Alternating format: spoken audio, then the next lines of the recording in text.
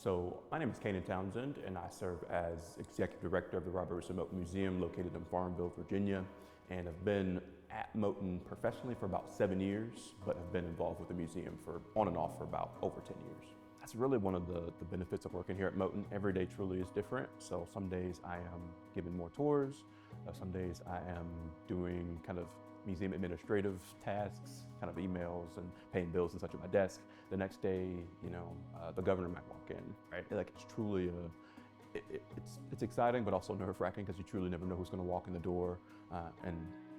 And working in museums, I mean, really, as a small museum, we wear a lot of hats. And so sometimes I do work with the school group. Sometimes I am working on the actual physical exhibit itself.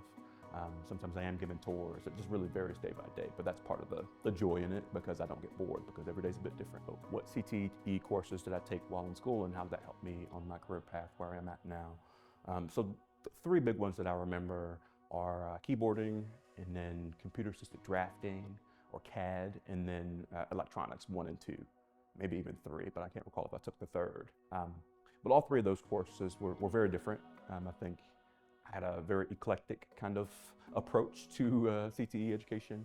I was a jack of all trades, a master of none.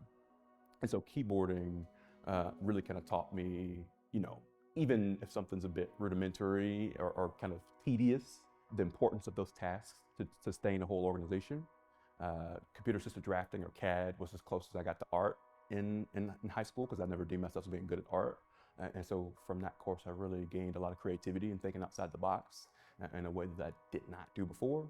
And then electronics, I mean, it just gave me a lot of pragmatism with regards to executing a project, right? So there's a certain way that things work together, and if they don't work together, they're not gonna work, period. And so you have to make sure that things are done in an orderly fashion and organized in a way that makes sense and that works. And so really kind of ascertain different things from each of those three courses, but those are the big ones for me. Cainan is the type of young man who could have easily done anything he ever put his mind to, and he always has been. But I think the ability to be able to get in front of people and speak, that is something that we really work on a lot in career and technical education, is the ability to carry on those conversations with anyone, the ability to network with every possible interaction that you have.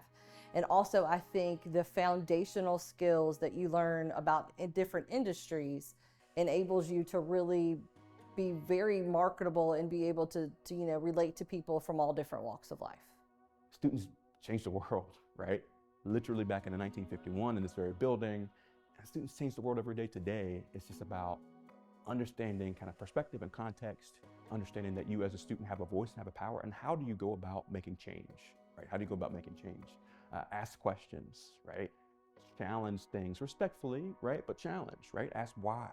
Why are we doing this? And know who you have to talk to. Who's the principal report to? Right. Superintendent. Who hires superintendent? The school board. Who brings in the school board? It's an elected office, right? If they don't know these things, they don't know the steps, then they don't know who to go to if something's going wrong. Because often I find that the students who talk to me, at least, have very valid concerns. They just don't know who or how to handle it. So in terms of advice, kind of in closing, lean into the good parts of the culture. Fight against the bad parts of the culture, and then don't be afraid to make some noise, right? Because noise is not always a bad thing. As an educator, it's easy to see a loud classroom and to think that nothing's productive happening, right? If you see a loud classroom, kids jumping around, for an administrator, there's too much happening here, what's going on? Loud is not bad, right? This museum is loud sometimes. That's by design, right? Quietness does not exemplify everything a classroom is. And so don't be afraid in that regard to think outside the box, to try non-traditional education, because that's what people were doing then and had some amazing results. What's old can be new again, and that's activism, that's learning styles, that's advocacy. I mean, I think it's a bit of everything.